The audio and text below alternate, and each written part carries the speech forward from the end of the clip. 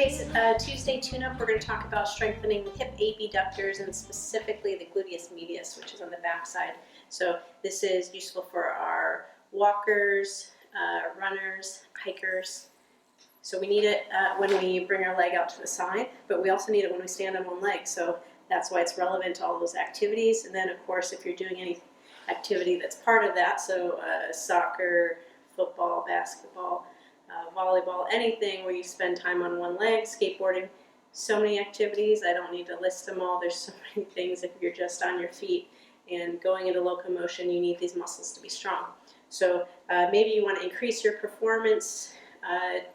Maybe you want to recover from injury, so you want to get these muscles ready to go so that they're controlling what's happening to your lower leg. I'm not going to get into all the mechanics here, but we're going to kind of go through a superset, how you can really fatigue those muscles, really work on the endurance to let you hit the ground running and just improve your performance and your ability to go longer, faster, injury-free. So you're lying on your side, and as you do this, you want to make a little bit of a side plank. So you see I've created space there versus just naturally I've just collapsed down. So I make that little bit of side plank.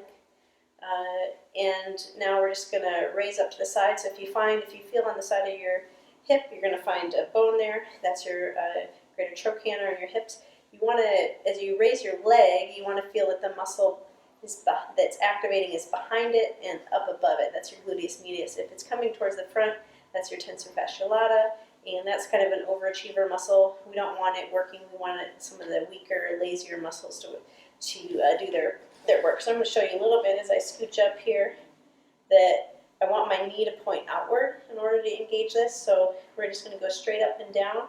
You'll see that my bottom leg is straight. That's because I have pretty good stability in this direction, but if not, I can bend my knee like so. So we can go up and down.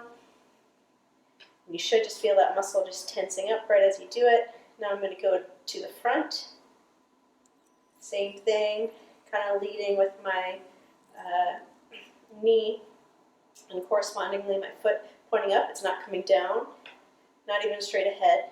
Could be potentially, but you will target it even more if we go up. I'm going to go to the back side, up and down.